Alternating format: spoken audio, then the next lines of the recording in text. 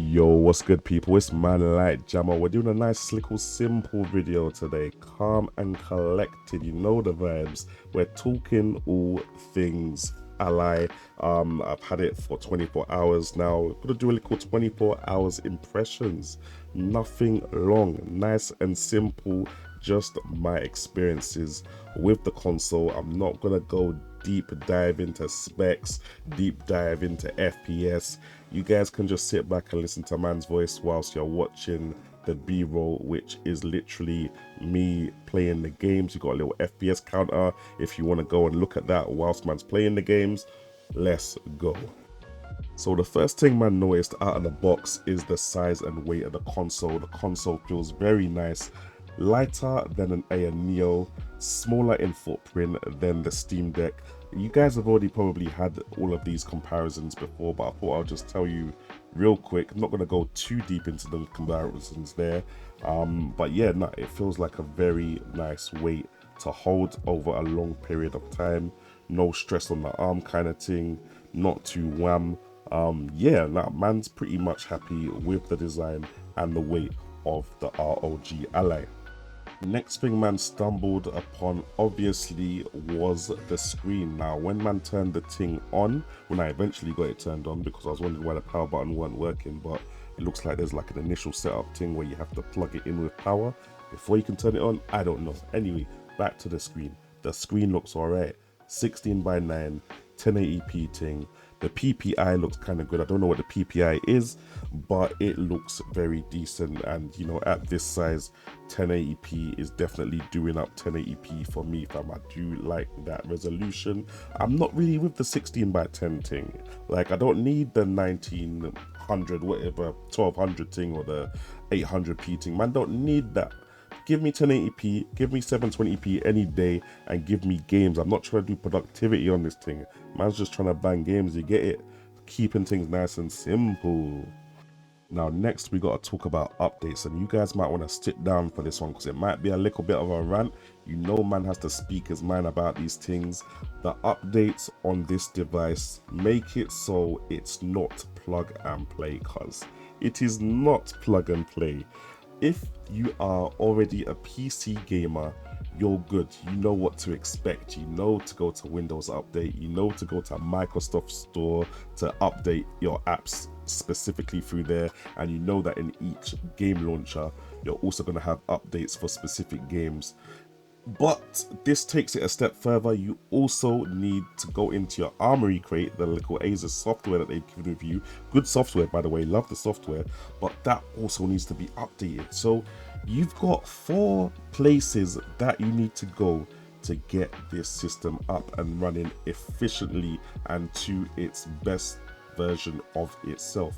Now when you compare that to, like, let's say for example a Nintendo Switch, yeah, you get a Nintendo Switch, let's say you get a cartridge game, you get Zelda, yeah, boom, you put the cartridge in the Nintendo Switch, you'll get a yes or no prompt of whether you want to update that Nintendo Switch right there, right then. That's it, fam. Yeah, no going through options to look for Nintendo Switch updates or Nintendo Switch App Store updates. None of that, fam. It's yes or no. Do you want to update or not? If you don't, more time, you can still play the game.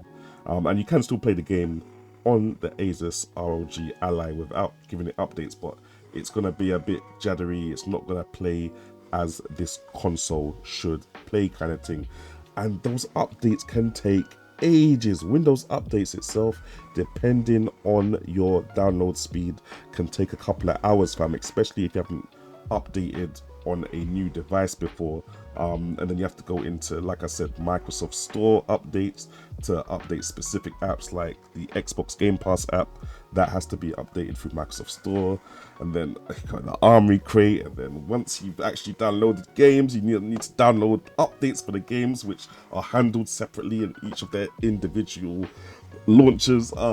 Guys, anyway, like I said, if you're a PC gamer, you already know what time it is. But if you're new to the PC gaming thing, or if you just want a handheld console to play games and you don't want to go through PC stress, this definitely isn't the console for you. Sorry, I have to say it as it is. Now that the flipping updates are installed, Man is nice, man is happy, fam. It took a couple of hours, but now I can get the best value from this console. And it was nice that when I went into Armory Crate, they had Steam there, they had Xbox games there, so man was literally just able to sign into those, give the ups a little update kind of thing, and start downloading games, fam. And the Wi-Fi was actually kind of quick. I noticed even during the update process the Wi-Fi was very quick, so very much happy with the Wi-Fi card inside this console. I thought it might be a little bit of a bottleneck like it is with the Nintendo Switch, but this Wi-Fi is definitely PC grade, laptop grade Wi-Fi, which is not messing around at all. Now on to the bit we're all been waiting for, the gaming, fam. Now this thing, I'm not gonna lie, I've got a little smile on my face, fam. Like when man's playing games on it, man's enjoying. You know when man's enjoying, it's gonna be a good time, fam. Like if I'm putting all that nonsense about updates and stuff like that in the back seat, this thing is a wicked games console. I'm going to start off with how the controls feel, namely that haptic feedback motor. It's doing bits, fam. It feels almost like HD Rumble on the Nintendo Switch. Every little bump and graze, especially when I was playing what's the driving game, Dirt. I was playing some Dirt, like when man was drifting, man could literally feel the tires fighting for traction kind of thing. Same thing when I'm playing Street Fighter or a fighting game or a shooting game, man can feel every bullet, every punch, every kick, everything like that. I'm actually very impressed with the haptic motor that they built in there. I don't feel like I've had a haptic motor feel this good apart from the Nintendo Switch Joy-Cons kind of thing. So yeah, that is definitely a good plus point, definitely better than the vibration in the ANEO 2.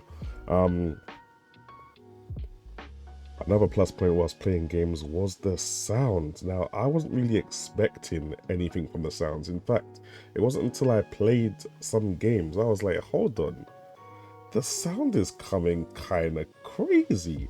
Like, it's loud, it's decent, it's not full range, obviously you've not got your low end there really, but what really surprised me was the stereo separation. Almost a virtual surround sound that's coming from the two speakers on the device. Obviously they're front firing, and it just feels like if something is on the left of me in game, I can hear it on the left of me as if I was wearing headphones kind of thing. It's weird. I don't know what they've done with the spatial audio or stereo separation, but whatever they're doing, it's definitely working. And it kind of don't surprise me because the last ROG product I touched was the ROG Phone 2, and that also had front facing speakers that did not play about whatsoever. So as far as audio goes on Asus portable devices for gaming, it seems like they know what they're doing. Anyway guys, 24 hours later with the ROG Ally, just a little short video kind of thing. I love the fact that it's also got auto hibernation feature. Gameplay felt good. Setup for me as an experienced PC gamer felt as it was to be expected. And again, I repeat, if you're not a PC gamer, if you're somebody who has fallen for the advertisements, you're thinking that this is going to be an experience like the Nintendo Switch, like the PS Vita, like the PSP, like the Nintendo DS, that's not what you're getting here. Well, you kind of do get that, but not until you set it up properly.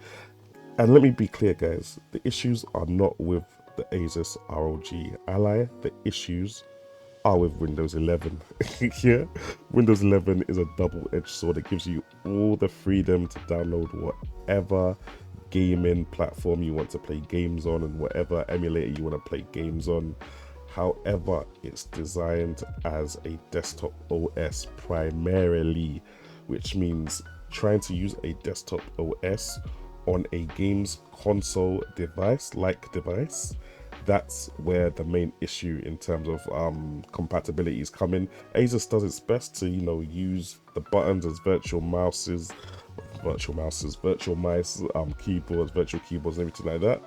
But it's never gonna feel as good as your Nintendo Switch experience, something that's built from the ground up just for gaming. Hopefully in the future we're going to see that new Windows gaming mode or Windows gaming OS, which will definitely elevate these gaming PCs. you know, if that ever does come out in the future, hopefully it's just like an Xbox like experience. But anyway, we'll see what happens. Thanks for watching, guys, and I'll catch you guys in the next one.